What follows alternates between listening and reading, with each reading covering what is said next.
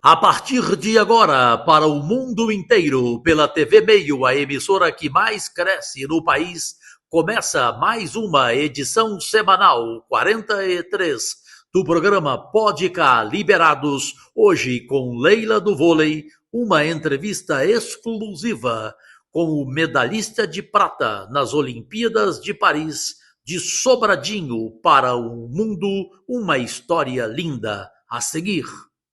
Vai levando a jogada na grande área, foi pela linha de fundo. Boa jogada, o jogo segue. Empurra na área, afasta a Ferrugem.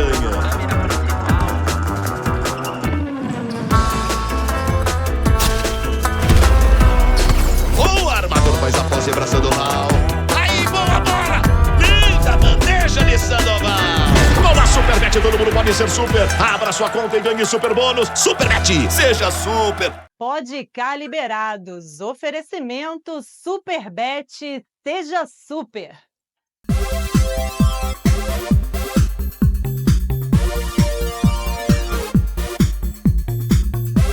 Olá, amigas e amigos, mais um fim de semana com o Pode Cá Liberados, edição 43, em rede mundial de televisão, pelos canais abertos e fechados, redes sociais e TVs smarts no mundo. A grande estrela, do Pode Cá, que é o meu colega Cajuru, ele não está presente por conta de uma viagem para tratar sobre a CPI da manipulação do futebol. E, para minha sorte, eu vou entrevistar aqui uma grande estrela do nosso esporte nacional e mundial, que é o nosso querido medalhista da marcha atlética, medalhista de prata, Caio Bonfim. Caio, muito obrigada. Eu quero agradecer ao Pode Cá, a toda a equipe, pela oportunidade de estar aqui ao lado do Caio, para falar um pouquinho da história, da sua trajetória. Eu tive a oportunidade de muitas vezes estar acompanhando um pouco, não só a sua história, como da sua família.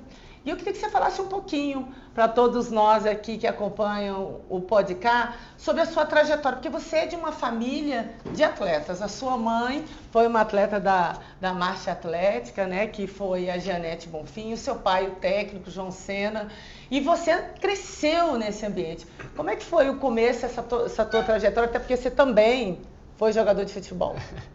Primeiramente, é um prazer estar com vocês. Imagina. Obrigado pelo convite, poder falar da minha história, da marcha. Realmente, tudo começou com meus pais, meu pai, professor de educação física, apaixonado pelo atletismo, falou, a escola que eu der aula vai ter atletismo. E aí ele passa num concurso, da Fundação Educacional do Distrito Federal, em Sobradinho, Colégio de Sobradinho, e aí ele monta uma turma de atletismo ali para os alunos dele. Nessa brincadeira, saem 2 atletas olímpicas, a Carmen de Oliveira Solange, foi para Atlanta e Barcelona. E nessa turma aí tá minha mãe. E eles se apaixonam, casam, tudo legalmente, E eu sou fruto dessa paixão. E nasce a necessidade de montar um clube para que esses alunos pudessem competir, porque eles estavam começando a se destacar e não tinham onde eles competir. E aí eles fundaram um clube chamado CASO, Centro de Atletismo de Sobradinho. E eu cresci nessa vivência de ver meu pai sendo treinador e minha mãe ser atleta. E quando minha mãe veio da minha gravidez, ela era corredora de 10 mil metros. A equipe só podia inscrever 2 atletas por prova no Campeonato Brasiliense. E ela queria muito participar. Meu pai falou, as meninas estão voando, não dá para colocar você, tirar ela para colocar você. Mas eu quero competir. Aí ele falou, tem uma prova aí que ninguém faz. Se você quiser fazer, qual? Marcha atlética. Aí alguém falou lá, eu já fiz na escola, vou te ensinar. E aí foram ensinando. Sim. E minha mãe eu gosto de contar essa parte porque foi ali que ela fez uma escolha muito importante para a minha vida, fazer a marcha atlética. E nessa prova ela se destaca. Meu pai falou, eu acho que você tem mais futuro na marcha do que na corrida. E aí eu cresci nesse ambiente onde meu pai era o treinador de um clube e minha mãe atleta dele. Então a marcha atlética sempre foi muito comum para mim, porque alguém, em algum momento, viu alguém passando fazendo a marcha atlética e falou, cara, que é isso que está fazendo? Para mim nunca teve, porque eu não sei nem que dia que eu aprendi, porque era a profissão da minha mãe, Perfeito. E eu tenho um irmão mais velho, ele tem 5 anos mais velho que eu, chama Evan, e a gente sempre soube fazer a marcha. Eu lembro da gente no lado da minha mãe, assim, a gente sabe fazer. E meu pai, como treinador, ficou olhando aquilo ali e percebeu que a gente tinha muito preparo físico. ele gostava de levar a gente para correr, né? E a gente fazia 6, 8 quilômetros. A gente não tinha, Isso é que idade? Eu tinha 8 e meu irmão 12, 13. Nossa, E aí ele falou, caramba, vocês são bons. E ele foi, aquela coisa de treinador, anotou. Tanto que a minha primeira prova do atletismo é na marcha atlética. E eu pergunto, pai, por que você me inscreveu na marcha? Ele, Caio, qual é a criança que sabe fazer a técnica da marcha? Não sabe. E você tinha preparo físico, então a prova que eu queria já que você largasse na frente era a marcha. Só que eu me apaixonei pelo futebol ali com 5 anos, 6 anos, jogando na escola. Aliás, todo menino, né? Futebol... E aí meu pai me colocou numa escolinha, aquele aluno hiperativo que dava trabalho na escola. Fiz vários esportes, inclusive fazia futsal e futebol de campo. E eu sempre me destaquei no futebol pelo meu preparo físico, né? Correr o campo todo, o jogo todo, ia, voltava. E ali meu pai foi deixando eu jogar esse futebol, me apoiou e eu fazia sempre alguma provinha. Aí com 16 anos ia ter um campeonato brasileiro já que a categoria já pode fazer. Aí ele falou, Caio, quero te fazer um convite. Eu quero que você vá para uma prova comigo no começo do ano, que é de marcha atlética, chama Copa Brasil de Marcha, vai ser em Balneário Camboriú, é lindo, você vai amar. Me prometeu algumas coisas, sabe? E aí eu topei. E eu estudava de manhã e meu pai dava treino de manhã, então eu treinava à tarde com a minha mãe. E aí minha mãe foi me preparando também. Eu tinha um preparador físico no meu time, eu jogava nas categorias do Brasiliense nessa época. O treinador era Adelso, e tinha um preparador físico chamava André. Eu contei isso pra ele, então vou montar um treino pra você. Então no dia que eu ia pro futebol, ele fazia um treino, quando eu ia pro outro, não tinha futebol, eu fazia a marcha com a minha mãe. Nessa minha primeira prova eu já me destaquei, fui terceiro colocado. Aí eu fiquei pensando assim, hotel, eu fui pra seleção, porque essa minha primeira prova eu já consegui pra seleção brasileira. Resumindo assim, em 4 meses eu era o 12º do mundo.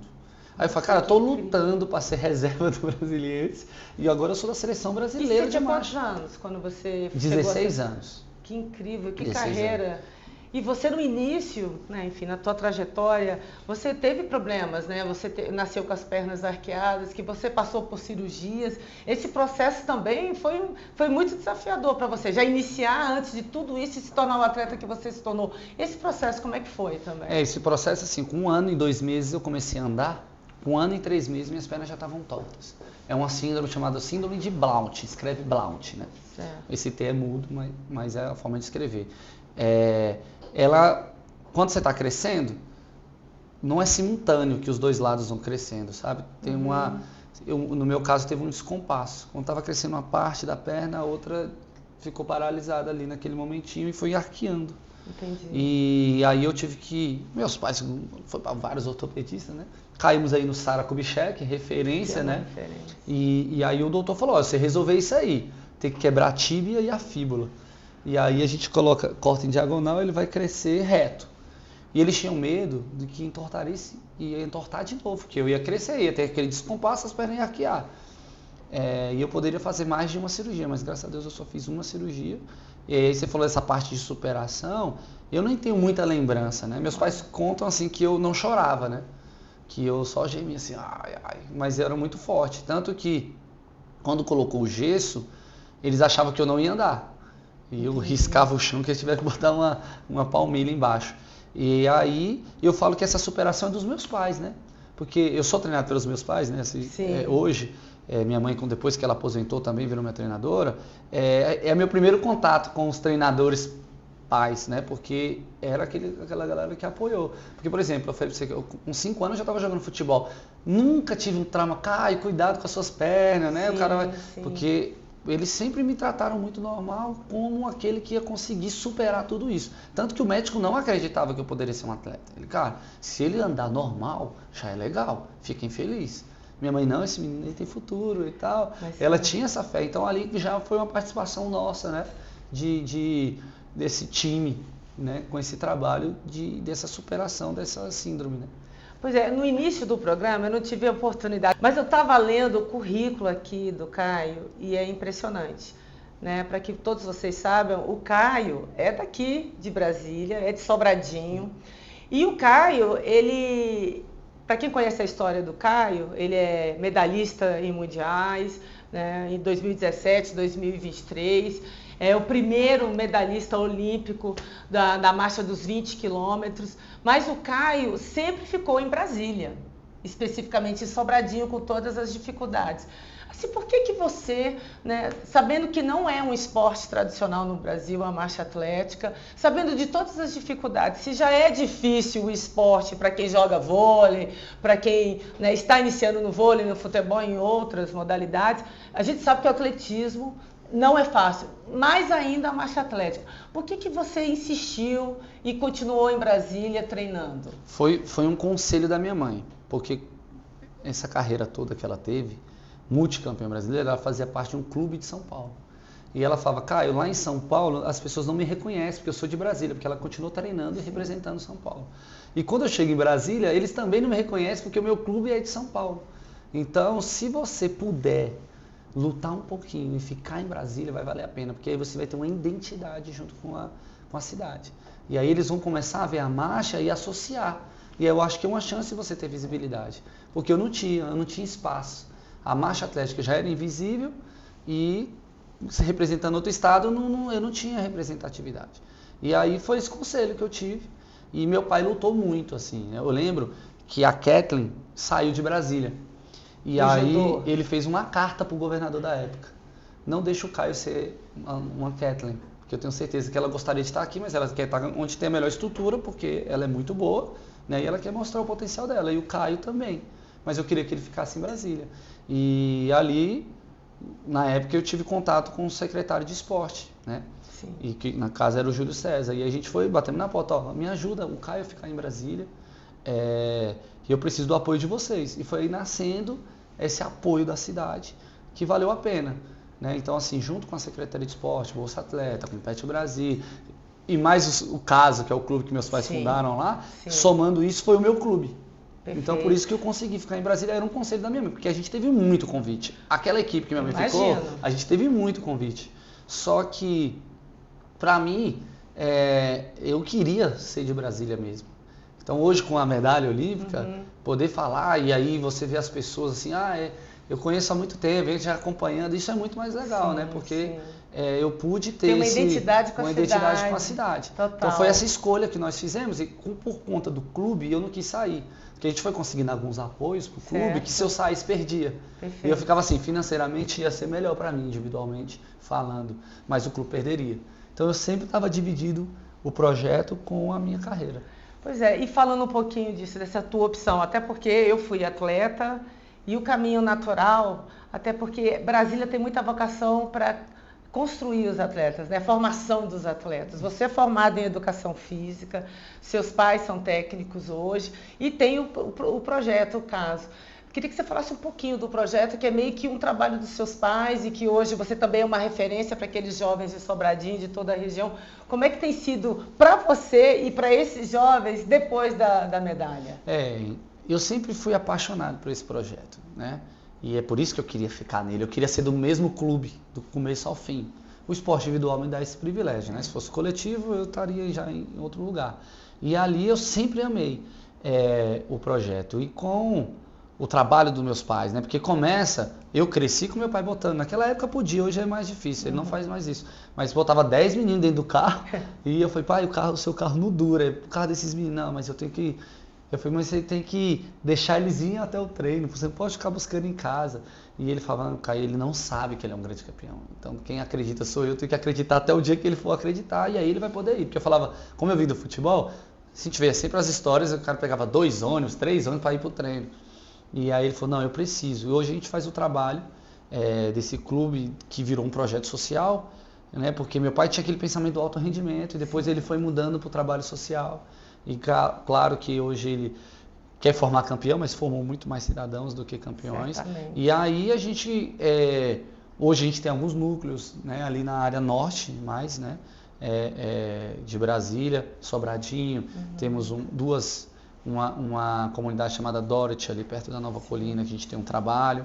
Todo lugar tem um campinho de futebol, né? A gente faz nosso trabalho lá. Hoje a gente não traz os meninos, lota o carro, não. A gente leva um monitor que vai dar aula aí.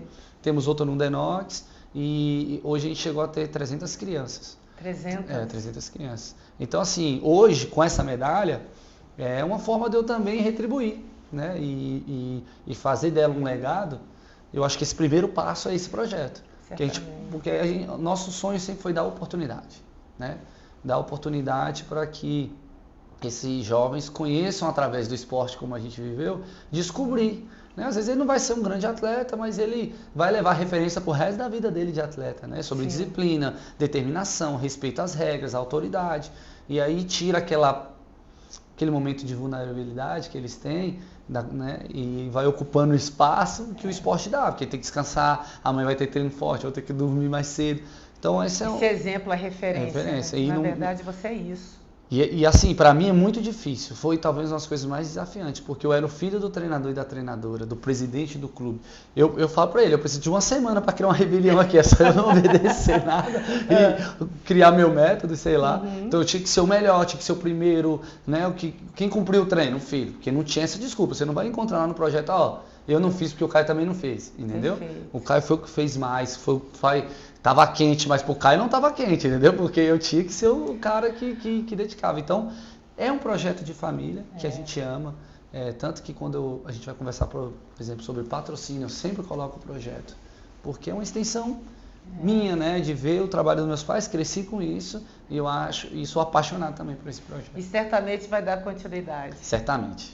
Agora, voltando um pouquinho ali para a Olimpíada, os resultados. Você é bronze em 2 mundiais e na Olimpíada do Rio você foi quarto lugar.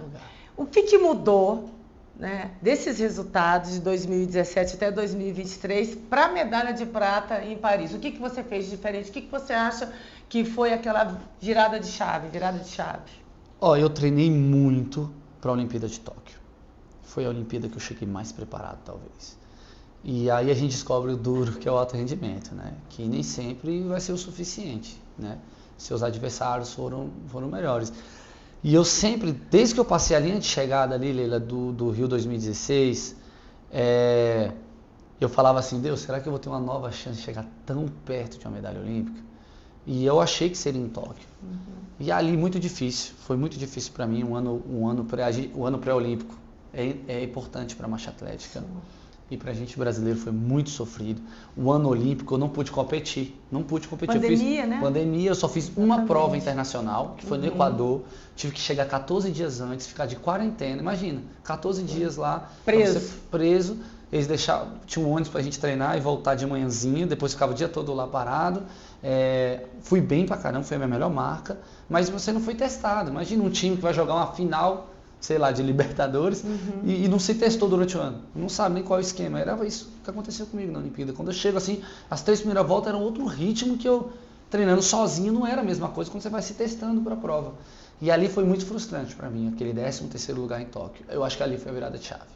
Porque eu falei, cara, para eu chegar tão perto da medalha de novo, eu vou ter que criar essa oportunidade de novo. E aí, eu botei na balança. Talvez eu passe aquela linha. Eu projetei 2 Olimpíadas, certo. Paris e Los Angeles. Eu talvez passe aquelas linhas de chegada sem a medalha, mas eu quero estar em paz comigo. Eu quero olhar para trás e falar, cara, eu entreguei tudo que eu podia entregar. Tudo. Não vai ter um profissional que trabalhou comigo que vai ter uma coisinha para falar de mim. E aí foi a partir daí. Minha alimentação melhorou, meu sono melhorou, o treino. O que fisioterapeuta, eu tenho 4 tipos de fisioterapia, né? Osteopatia, fisioterapia, prevenção, né? De lesão. Sim. Fisioterapia respiratória. Todos esses profissionais eu tentei obedecer o máximo possível para eu falar assim, cara, eu cheguei na melhor forma da minha vida, eu não tenho mais o que fazer. Se eu fui o último, não posso fazer nada. Perfeito. Esse era o meu pensamento. Perfeito. E não quis dar o peso que a Olimpíada traz. Porque ela é muito, muito, muito forte, tanto para a mídia, para a família, para todo mundo. Eu falei, é mais 20 quilômetros. E esse 2022 já é diferente. Eu já soube 99% dos pódios, só no Mundial que não. Aí 2023 eu já soube em todos os pódios, até no Mundial. Aí eu falei, cara, agora chegar entre os melhores é difícil, agora se manter é mais difícil ainda. Aí para Paris eu falei, cara, tenho que conseguir. Aí consegui repetir esses pódios e fui tratando a Olimpíada como mais uma prova. Sim. Vou mostrar meu talento, eu tô pronto, eu tô treinado. E aí fiz uma preparação impecável, eu brinco que o 2024 foi um ano da obediência. Cara, o que eu obedeci meus treinadores, a equipe técnica, e aí foi agregando gente, tivemos bioquímico ajudando na parte de fisiologia, de biomecânica para fazer minha técnica, tudo aquilo ali, eu tentando juntar aquilo e tentando absorver, e aí valeu a pena. Tanto que eu tinha perna, para fazer até melhor. Tanto que eu larguei lá na frente. A diferença foi 14 segundos, 14, né? Não, e ali eu não lutei mais, né? Porque eu tive 2 faltas. Quem não sabe, a marcha atlética você só pode ter 2 faltas. Não, isso nós vamos, inclusive, vamos esperar um pouquinho aqui, que nós estamos acabando o primeiro bloco. É incrível, né? Conversar com uma pessoa com uma história incrível como a do Caio, que nos inspira. E daqui a pouco nós vamos para o segundo bloco e você vai nos contar qual foi a sua estratégia para ganhar a medalha de prata em Paris, tá bom? Até mais, gente. Vai levando a jogada na grande área, foi pela linha de fundo. Boa jogada, o jogo segue. Empurra na área, afasta a Ferrugem.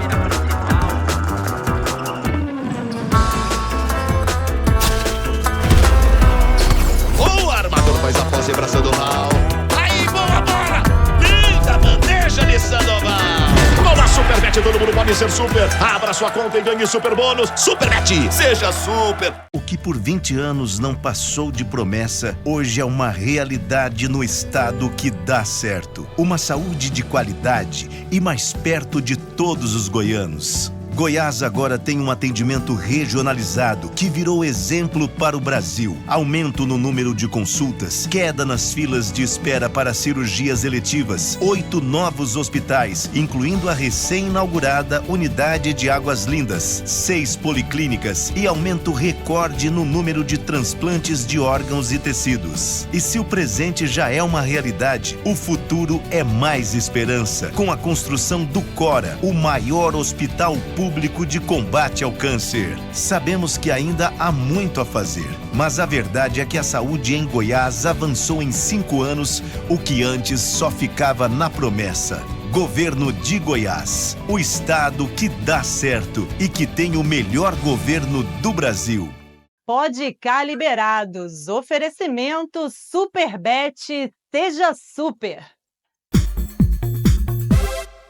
Bom, pessoal, nós estamos voltando aqui para o segundo bloco e de imediato começamos essa penúltima parte do nosso podcast. E aí, vou passar a pergunta aqui para o Caio com relação à estratégia dele para conquistar a medalha de prata, porque como ele falou, ele recebeu 2 faltas, ele começou, tipo assim, já agressivo, né? Já na liderança, tomou 2 faltas, ficou pendurado até o final. Como é que você segurou toda essa tensão para chegar ali e encarar o pódio, assim, conquistar, né? Na verdade, o pódio. Então, ali eu saí rápido porque, na verdade, eu saio no ritmo normal de prova, né? Eu saio 4 minutos. Se você somar 4 vezes 20, dá 1h20. Sim. Eu fui prata com 1h19. Então, o resto da prova foi bem mais lento que aquela minha largada. É porque a galera saiu e eu sabia que eles iam sair mais lento. Porque a Olimpíada todo mundo sai assim, estudando, se sabe? observando. Eu, como estava na minha quarta, falei, eu não quero nada de estudar mais não, eu já estudei demais, vamos embora. E ali foi esse momento que eu fico ali na frente, depois eles vão comprando a ideia, a gente vai ficando mais rápido, e essa prova vai pegando essa emoção. Só que as 2 faltas só acontecem no quilômetro 17. São 20 quilômetros, faltava 3. Então não era... Eu tenho... Minha mãe é minha treinadora da parte técnica, então a pessoa, eu nem olho para árbitro. Ele pode me dar a falta que for, eu olho pra ela fala a verdade, é no cru ali. Caio, não tá legal isso, ajusta isso. Ela falou, Caio, tá lindo, pode ir. Tanto que pra minha mãe era pra eu ir pro ouro. Entendi. Vai pro ouro, você tá lindo sua marcha. Mas árbitro, né, tem aquela análise. Eu nem acho que é assim, injusto a minha falta. Eu acho injusto os outros não tomar também. Nós estamos na mesma velocidade, do mesmo jeito ali, se você vai olhar na câmera, tá tudo parecido. E ali, controlar essa tensão foi... Eu estava muito pronto para a prova, estava muito bem preparado. E ali no final eu fico só administrando. Coloco toda a energia para a parte técnica, para deixar ela o melhor possível, bonito. Passo pela minha mãe, ela tá lindo, pode ir. E tentando, o italiano, ele é o campeão olímpico de Tóquio. Então não era qualquer um, era um cara muito bom e ele é muito veloz no final. E aí eu chamo o espanhol, que é o terceiro, vem comigo, porque é melhor a gente matar logo. Né, distanciar do italiano. Sobrando ali os 3, né? Vamos distanciar do italiano, porque na briga ali, o espanhol foi o 4º em Tóquio. Entendi. Ele não quer ser 4º de novo. Eu sei que ele vai dar a vida ali. Então, um puxando o outro. Vamos logo que a gente deixa o italiano, porque se na briga lá eles vão comigo, eu tenho que disputar alguma coisa, meu medo é ficar disputando e a arbitragem me dar alguma falta, né? Perfeito. E o equatoriano foi sim indo, né? Hoje é teu dia de glória, eu falei pra ele. Uhum. E aí ele abriu mesmo, assim, velocidade. E aí fica eu espanhol, vou controlando, o italiano vai ficando, aí eu fico tranquilo, fico só pensando na técnica, e pensando na medalha. E não tomar essa última falta, né? Então, quando eu passo pelo final, tem um árbitro-chefe, que ele é só para te dar uma placa quando você toma as 3. Ele fica ali 150 metros antes da chegada. Só para te lembrar. Aí quando eu passo por ele, eu falo, agora eu sou prata. Porque até então eu só queria ser medalhista, né? Não queria abusar. Aí quando eu passo por ele, eu falo, agora esse espanhol não me passa mais não. Tanto que eu ganho por ele 2, 3 segundos só. Aí eu passo o espanhol e agora eu sou medalhista. Tanto que não dá para pensar. Porque geralmente você já sabe, de início você vai ser medalhista e tal.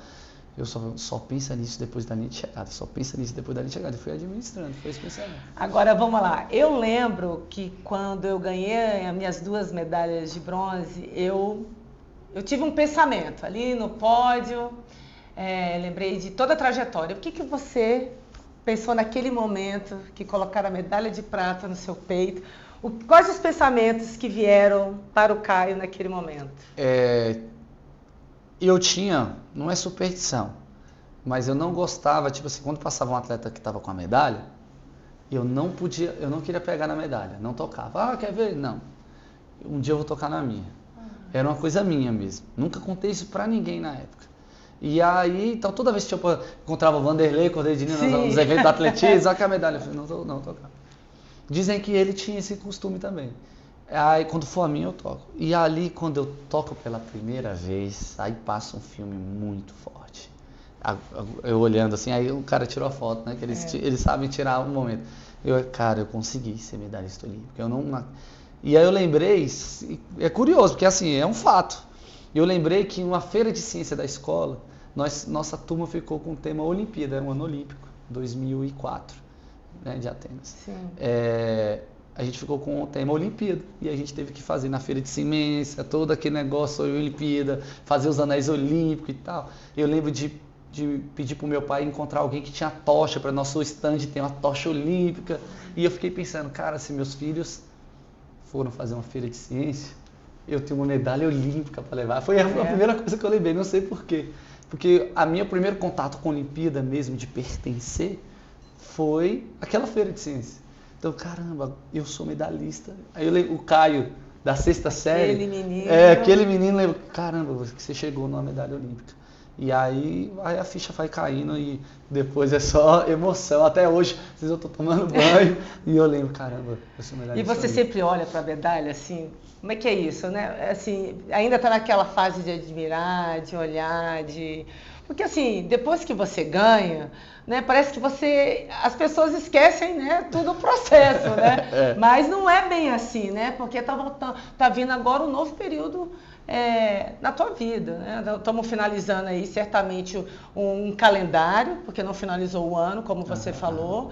Quais são os próximos passos, assim, do Caio para o futuro, assim? O que você pensa com relação à marcha atlética, a sua continuidade nesse processo? Essa medalha, ela tem esse simbolismo de contar o meu passado, de tudo que eu passei e dar significado por tudo que eu vivi. Porque às vezes você parece que é um músico que está tocando para ninguém, sabe? Uhum. E agora está todo mundo reconhecendo tudo que você fez, né? E aí, essa ponte para que o futuro, né? Eu continuo sendo atleta, né? Tenho objetivos como atleta de poder performar e ver até onde meu talento me leva. Mas tem esse legado da medalha, essas responsabilidades que ela traz também, porque agora eu entro na prova como medalhista, né? É diferente. E aí o cara querem ganhar do medalhista. No treino lá já está acontecendo isso comigo. Mas isso é bom, né? Porque você já está formando outros campeões, você deixando um legado. E é bom que vai me apertando para eu nunca baixar a guarda, né? Isso aí. Então são esses planos. A gente quer estar em Los Angeles, mas são 4 anos. Eu sempre digo que é uma escada. Cada ano desse é um degrau até o dia dos Jogos Olímpicos. E aí tem a demanda de cada temporada. Ano que vem já tem Campeonato Mundial de Atletismo. Já tem calendário? Já tem tudinho certinho. Nós temos uma prova agora no final do ano que serve de trabalho de base, de treinamento. Ano que vem já temos algumas competições do Circuito Mundial que vai trabalhando. Está quase tudo feito já para o ano que vem. 2026 é um ano diferente, tem Mundial de Marcha. Mas só tem isso, né? Porque é ano de Copa do Mundo. O Mundial de Atletismo vai ser em Tóquio, ano que vem, em setembro. Sim. E o Mundial de Marcha em 2026 ainda não tem, tá 3 países aí disputando. Diz que Brasília também está querendo entrar nessa briga. Olha, então, bom pro mais responsabilidade ainda. Mais ainda. Então são esses caminhos que a gente tem que ficar olhando para o futuro, não dá para viver só Perfeito. da medalha, né? E eu acho que abre muitas portas, aí você falou sobre... Melhorou nesse sentido? Melhorou assim, hoje você como medalhista, olhando para trás todas as dificuldades que você enfrentou, patrocínio, você tem alguma perspectiva? Já está sendo conversado com os seus atuais parceiros, a continuidade desses projetos? Tem muita coisa Ótimo. coisa no papel, né? Porque também é um fim de ciclo Certo. e as marcas também estão encerrando, né, alguns apoios que eles fizeram de ciclos olímpicos. Perfeito. Então tem muita coisa sendo conversada, muito legal, Que bom. importante isso também. É legal porque aí a gente está abrindo portas também para a marcha atlética. Sim. A visibilidade mudou bastante, a partir disso o patrocinador vê com outros olhos, né, esse apoio. Então muito convite para evento, isso é legal também, né, para palestras. As pessoas conhecerem a marcha atlética, o Caio, né? E as marcas são importantes para que o atleta, você foi atleta, você sabe, ele quer oportunidade só. Né? Às vezes o cara acha que claro, você tem família, você tem contas, né? Você tem filho para criar, mas você quer a oportunidade de exercer o seu esporte da melhor maneira possível. Né? Então são esses apoios que eu acho que está gerando e é importante porque eu acho que está abrindo portas para a marcha atlética. Sabe, se aparecer um novo marchador, nós temos no nosso projeto, eu não fui sozinho para a Olimpíada. O caso lá de Sobradinho, nosso projeto levou mais 2 atletas, eu, a Gabi Muniz e o Max Batista, que são atletas que chegaram lá com 10, 11 anos e foram para a Olimpíada também. E a galera já olha para um marchador diferente, porque sabe que tem potencial, veio do caso, é da mesma equipe do Caio, e vão acreditando e vão dando mais oportunidade. Então são coisas que para o futuro que a gente tem gostado. Perfeito. Agora, voltando um pouco, você falou um pouco o atleta tem família, você é casado, tem filho, né? Qual a importância dessa família que você construiu nessa tua vida hoje? E outra coisa, nós falamos muito dos seus pais aqui, você fala muito assim, eu acho linda mesmo essa união que você tem com a Janete, com o João. O que é família para você, Caio? Assim, falando assim, para o homem Caio, fora o atleta Caio, qual a importância dessas pessoas na sua vida? Eles me apoiaram, né? Quando marchar na rua era um desafio, né, do desrespeito que acontecia, da hostilidade, a frase era: o problema é se eu tenho apoio fora de casa e não tenho em casa. Então, quando eu não tinha esse apoio moral fora de casa, eu tinha em casa. Então, nunca foi um problema, porque em casa todo mundo entendeu, todo mundo abraçou. Então, isso foi muito importante, não só para o Caio atleta, respondendo a sua pergunta, porque talvez eu não podia seguir a carreira, ou não querer mais, mas saber que eles acreditaram em mim era importante, né? Então, o Caio, o esportista, teve esse apoio dos pais que acreditaram no Caio, pessoa Caio. Certo. Não, você pode chegar assim, não, eu não sei se você é tão bom assim, mas você vai dar o seu melhor e nós estamos com você. Isso foi muito legal. E ver esse trabalho aí do projeto, do meu pai, do olho dele brilhar. O olho do meu pai não brilha pegando o tempo do medalhista olímpico. É do moleque que chegou lá novinho, com 12 anos, e cara, você não sabe como é que o menino fez 400 abaixo de 1 minuto, ele é muito novo. Aí você vê o olho dele brilhar. É nisso. Então, para mim, a família é a minha base. Minha esposa falou, cara, eu sonhei que o menino chamava Miguel. 2 meninos. 2 meninos. Então, eu prefiro ter ganhado a medalha em 2024 do que no Rio 2016, que não tinha eles. Porque eles estavam lá, a gente conseguiu levar eles, tanto que todo dia eles me entregam um desenho com medalha de prata. Tanto que eles acham que a melhor colocação é a medalha de prata, não é o ouro, que é o pai que ganhou a prata. Então foi importante, porque você sabe que ser atleta, você é 24 horas atleta. E se a família não entender, fica muito difícil. Né? Inclusive o descanso faz parte do treino. Descanso faz parte do treino, a minha alimentação, tudo. A família tem que estar comprando a ideia. Eu viajo 6 meses por ano, então assim, são 180 dias longe dos meninos, da minha esposa. Se eles não entenderem, você sabe que se não entender, já vira um problema. Não tem casamento. Então, não tem casamento. Então, assim, Caio, pode ir, tá tranquilo. Compra a ideia de que não é que eu tô atrás da medalha, é todo mundo tá comigo atrás da medalha.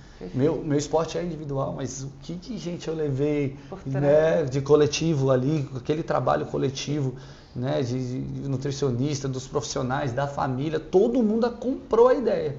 Né? E aí fica mais fácil a caminhada quando tá desse jeito. E sobre o Miguel e o Theo? Você já vê alguém ali? São atletas os dois natos. com potencial. Eu tinha medo. Já levou pra pista? Já, mas eu fico segurando porque eu vou. Nossa, se deixar já olhou, né? Vamos ver o tempo. Ele já me deu dica de quem é quem já, de qual esporte, de qual modalidade é.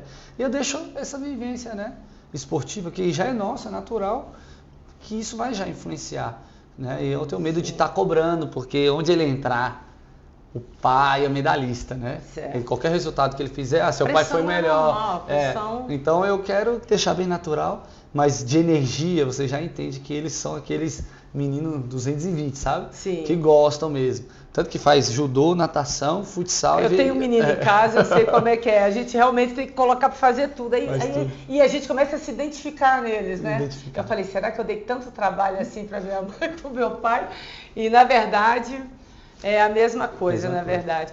Caio, agora sim, quando você fala que vai para o próximo ciclo, você vai estar com que idade? 37 anos. 37 anos.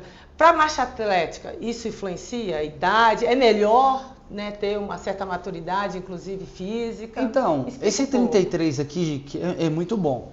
Mas a minha geração é aquela que veio do 25 fazendo bom resultado e está vindo até hoje. Certo. Mas a geração mais antiga nossa, que foram os melhores do mundo naquela época, quando a gente estava começando, foram até essa idade também, 38, 39, 40. Eu gosto de pegar sempre o exemplo da minha mãe, que eu estava te contando, que é o mesmo gene, né? Então, se for para comparar, o estudo é mais fácil. Minha mãe, com 43 anos, estava fazendo a melhor marca dela, né? Incrível. Então, tomara que eu possa ter essa longevidade que ela teve, de marchar bem. Agora, temos que continuar. Tem o espanhol, que foi a medalha de bronze, ele aposentou depois da Olimpíada, com 32 anos. Então, tem atleta que quer ir. Tem atleta que não aguenta mais, ou o corpo não deixou, mas tem outros que vão para outros. A formação dele era direito, ciências políticas, ele queria ir para outra coisa. Então são essas coisas. Eu amo ser atleta. E eu me apaixonei por esse processo. Eu acho que o difícil vai ser depois. E agora você descobriu o caminho. Sim, né? sim. Tantas transformações que você falou para nós aqui, tantas mudanças que você fez. Certamente você já está planejando o futuro e vai ser diferente. Gente, olha, sem brincadeira, assim, a palavra que define muito o Caio é resiliência. Impressionante. É uma pessoa que nunca desistiu dos seus sonhos, os resultados estão aí e eu não tenho a menor dúvida que vai pintar outra medalha em Los Angeles. Amém. E eu vou estar lá assistindo. Bom, agora nós vamos para o final do segundo bloco. Vai ser o menor intervalo da TV brasileira, como fala o meu amigo Cajuru. E nós vamos aqui falar um pouquinho mais sobre a trajetória do Caio e os planos para o futuro. Tá bom? Vai levando a jogada na grande área, foi para a linha de fundo. Boa jogada, o jogo segue. Empurra na área, afasta a Ferrugem.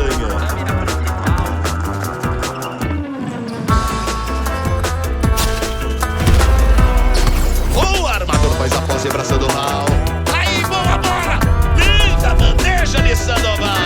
Boa Superbet, todo mundo pode ser super. Abra sua conta e ganhe super bônus. Superbet, seja super. Pode cá liberados. Oferecimento Superbet, seja super. Bom, pessoal, agora nós estamos indo para o terceiro e último bloco. Vamos voltar aqui para conversar um pouquinho com o Caio sobre a trajetória dele. Ele falou muito das dificuldades que ele encarou desde o início da sua trajetória, mas eu tenho uma pergunta assim que eu não posso deixar de fazer, né? Porque você treina ali pelas ruas de Sobradinho.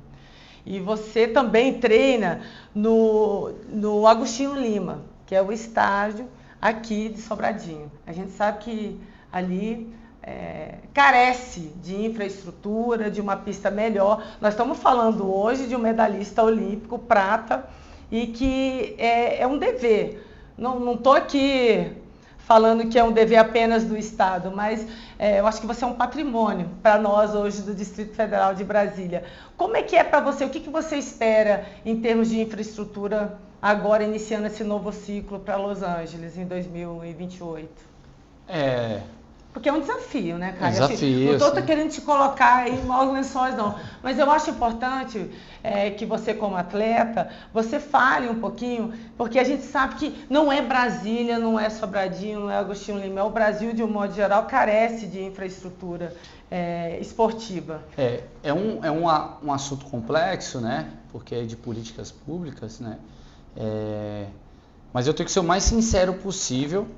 Por exemplo, a pista nossa de atletismo, ela foi feita em 2010. Sim. Então temos aí 14 anos de pista. E passa-se muitos governos, né?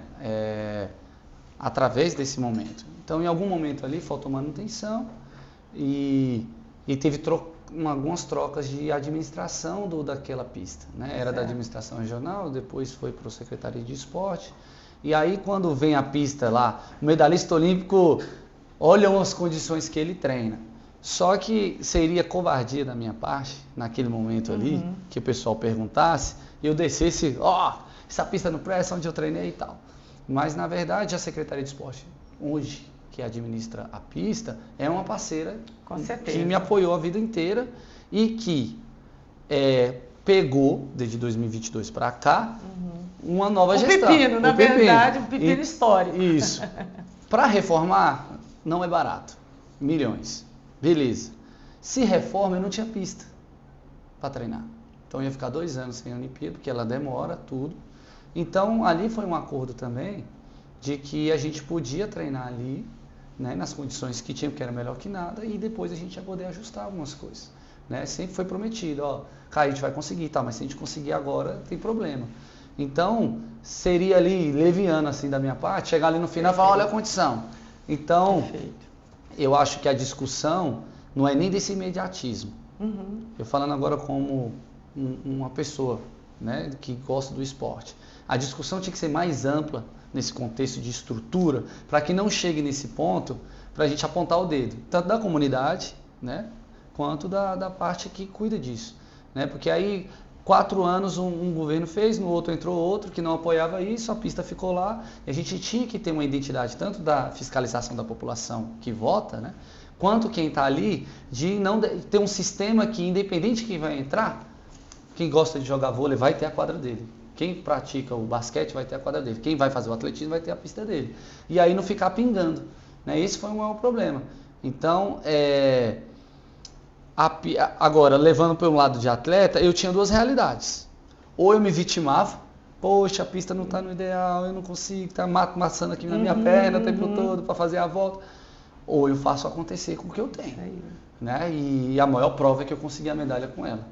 Ainda bem que você optou pela primeira e teve força, amigo. Então hoje a gente pode fazer essa discussão legal, né, de poder falar, e aí, como é que vai ser? Esse estádio vai ficar desse jeito? Não. E aí teve uma resposta imediata, assim que eu pousei, Caio, a gente, lembra que a gente falou e tal, já tem um edital tanto para o campo de futebol quanto para a pista, né, para a melhoria do estádio. Agora nesse exato momento eles estão ajeitando o estádio para a reforma, né, pintando, deixando tudo legal. Então isso aí já é uma vitória que eu acho muito legal da medalha, né? Porque não é por causa de mim, né? Porque pro fundista que faz muita distância, qualquer lugar dá pra gente acertar algumas coisas, mas no nosso projeto tem muito velocista que usa sapatilha, que precisa usar prego na sapatilha, que tem que fazer o tiro dele, com a pista daquele jeito era pior. Então isso aí vai ser benéfico para Brasília. É o único estádio olímpico daqui da região, né? É um estádio olímpico, então é importante, porque cada vez está mais raro por causa das arenas, né? Então, essas condições, elas são complexas, porque essa discussão tem que ser uma coisa mais ampla ainda, né? Então, eu tenho até assim um pé atrás para falar disso, porque eu consegui. Se eu conseguir a medalha com isso aqui, e eu tenho até assim, a população quando via, me ajudou ali no passado, ela podia ter me ajudado mais. Depois da medalha, falou, olha onde o medalhista treinava. Eu falei, mas eu treinava ontem aqui. Ninguém lembrava disso. Ninguém falou nada. Né? Você sentia isso na pele todo dia. Mas só para reforçar, que eu não estou falando especificamente só do Agostinho Lima. Né? A gente sabe que essa questão de infraestrutura não é só do Caio Sena. O Caio Sena sofreu com isso. A gente sabe que isso é um problema a nível nacional. Tá? Agora, voltando às políticas públicas, porque você teve o Bolsa Atleta e também você falou sobre o Compete Brasília. Qual a importância dessas políticas públicas para os atletas, desde a base, aquele atleta estudante que está iniciando o seu sonho de se tornar um atleta, até se tornar um atleta olímpico, um atleta de excelência? Eu só tenho que agradecer, porque eu cheguei nessa Olimpíada, são 4 Olimpíadas que eu participei e meus maiores apoiadores foi essas políticas públicas aí, né? Foi por isso que eu falei para você que Brasília me abraçou. O Compete Brasília, quem não sabe, é um programa que destina viagem, né? Então, por exemplo, eu ia fazer parte do circuito mundial e são viagens caras, longes.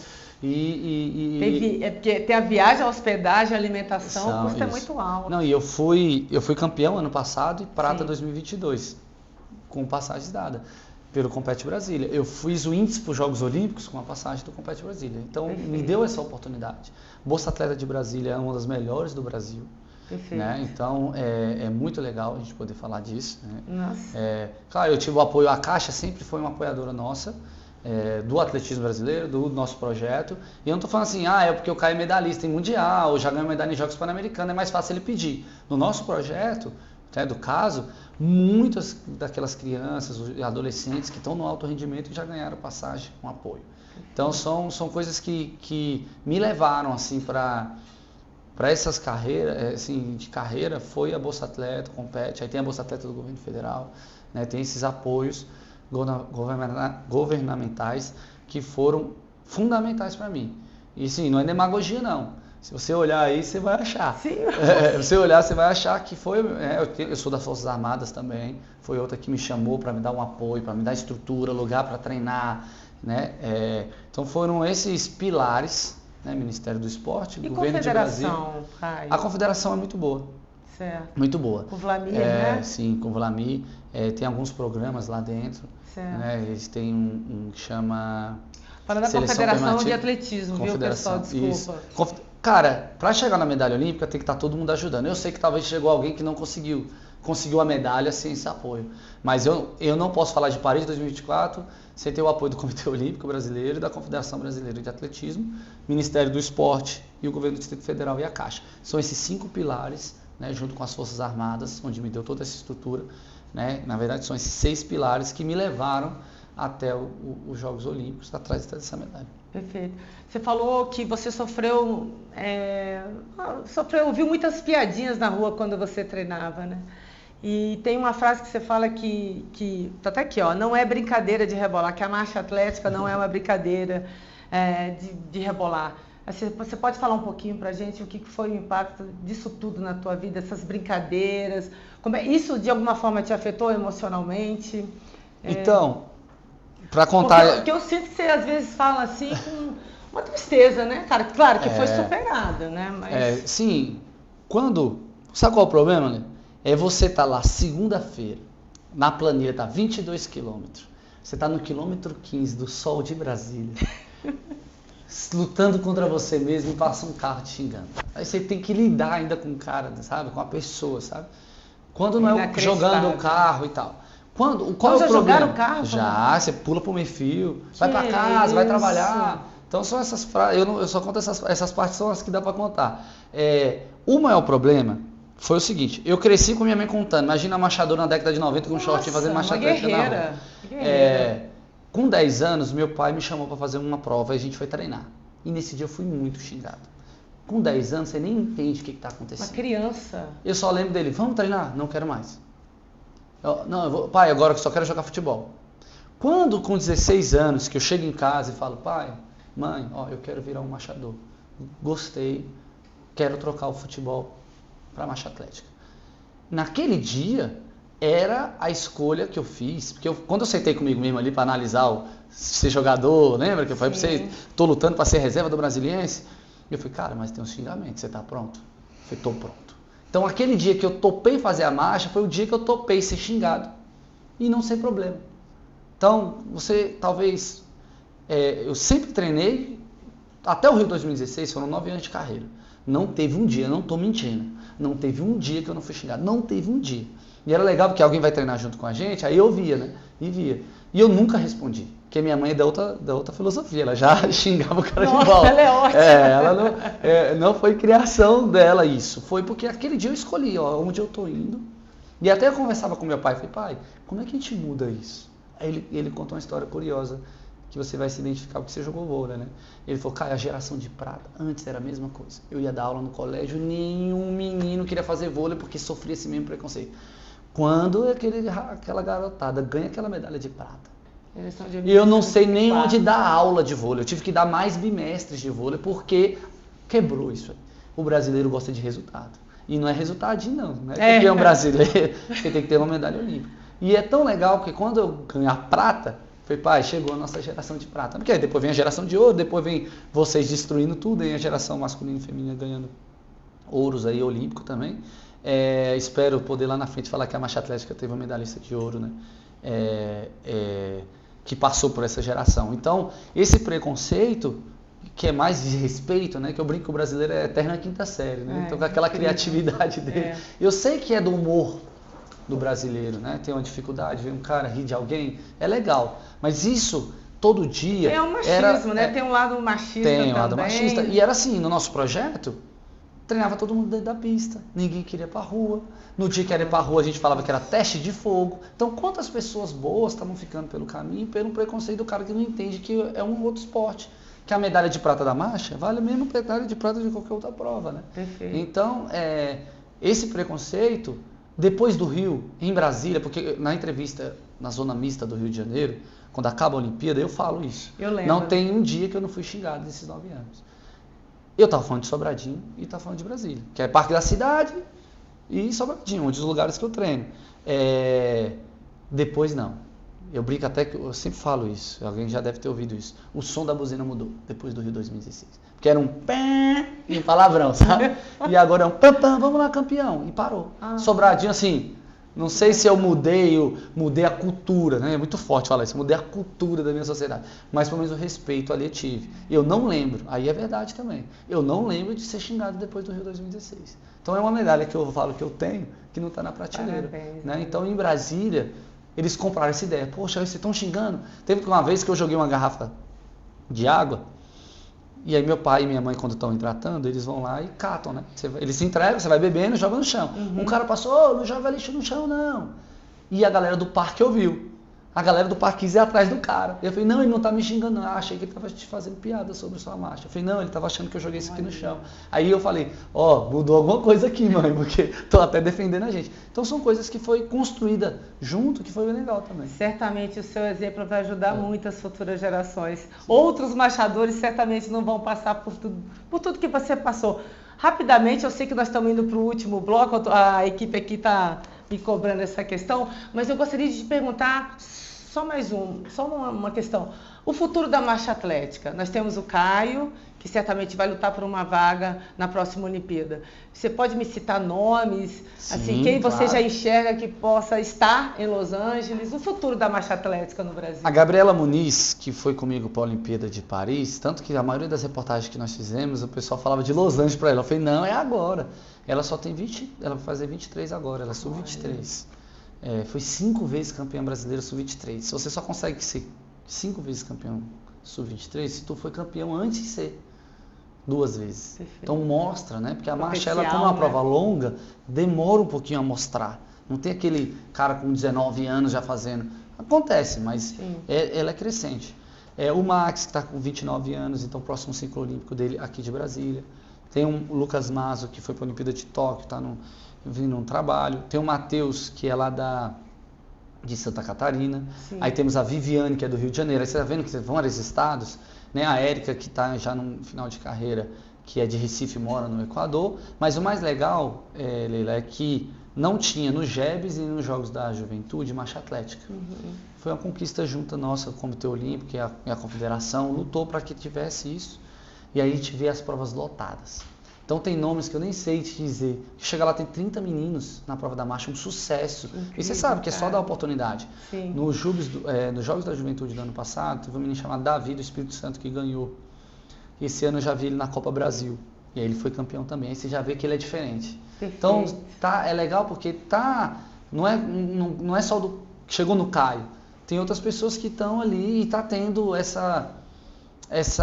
Porque se não tiver o treinador, você sabe disso, se não tiver aquele louco treinador que quer trabalhar com isso, apaixonado, e você tá vendo que tem isso, não é só o atleta. Tá vendo esses treinadores que querem trabalhar com a marcha. Então eu acho que lá na frente a gente vai ter bons frutos. Caio, mas eu vou falar para você, certamente você tem sido o espelho para esses jovens aí, para esses nomes que você está falando. O bom é saber que a disputa pelas vagas na próxima Olimpíadas, elas serão acirradas. Bom, agora nós vamos direto, né, para o nosso último quadro, Defina em uma palavra.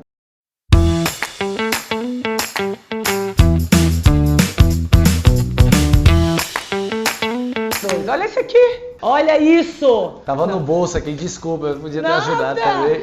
Ô Caio, mas eu não tenho uma superstição não, posso pegar? Eu não vou ser mais atleta. Parabéns, olha isso, gente. Não, agora eu também posso pegar, não tem problema nenhum, não. Ela é incrível, gente. Olha ela que é bonita medalha mesmo. linda, Caio. Não é porque eu ganhei de prata não, mas eu achei a mais bonita. Dessa edição, esse ferro com a prata combinou mais.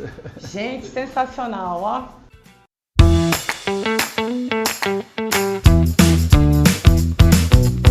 Caio, defina em uma palavra família. Base. Sobradinho. Cantinho. Atletismo. Oportunidade. E a marcha atlética? Amor. Amor, né? Amor. Bom, superação. Vou colocar superação e resiliência, porque para mim, essas são suas marcas. Definir elas em uma palavra? É. Característica. Você se define como o cara da superação e da resiliência. Quando vai pegando a minha história e vai vendo o que vai passando, que a resiliência é uma palavra que vem da química, né? Sim. Ele muda de estado, você muda de estado, ele sempre volta pro normal. Então tá ali, tá difícil o ambiente, tanto que meu pai gosta quando a prova vai ser hostil, que ela sabe que o Caio vai crescer, né? Então eu acredito que essa resiliência é verdadeira, né? Então é uma característica. Perfeito. Medalha, a sua medalha de prata, o que ela significa? Defina ela em uma palavra. Realização. Ai, que incrível.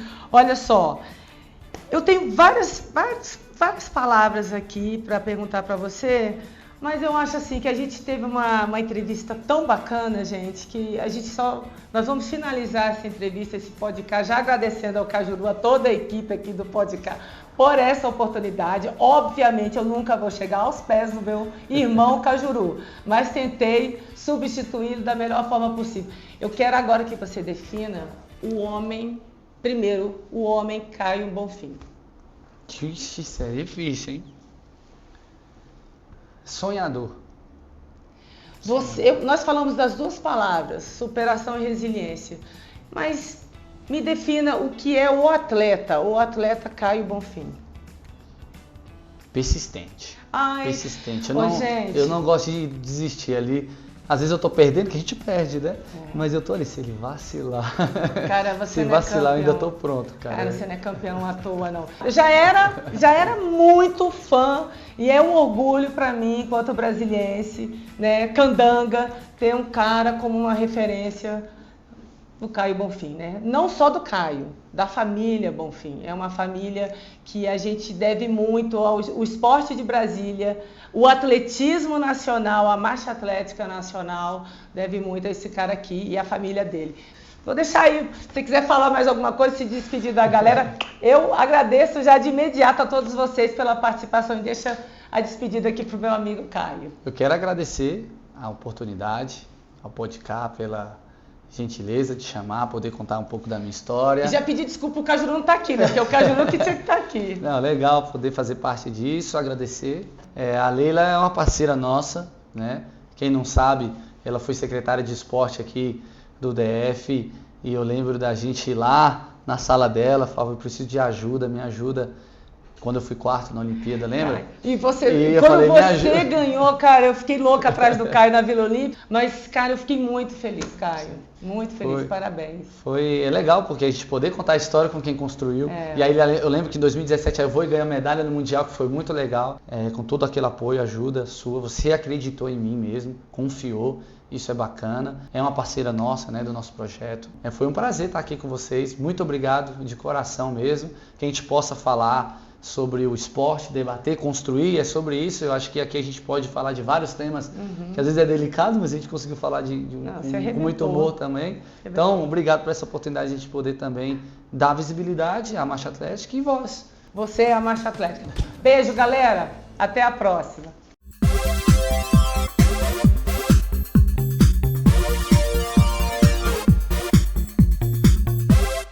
O mundo inteiro acaba de ver pela TV Meio, a emissora que mais cresce no país, a edição semanal 43 do programa Pode Cá Liberados. Na próxima quarta-feira, 11h30 da noite, tem reprise.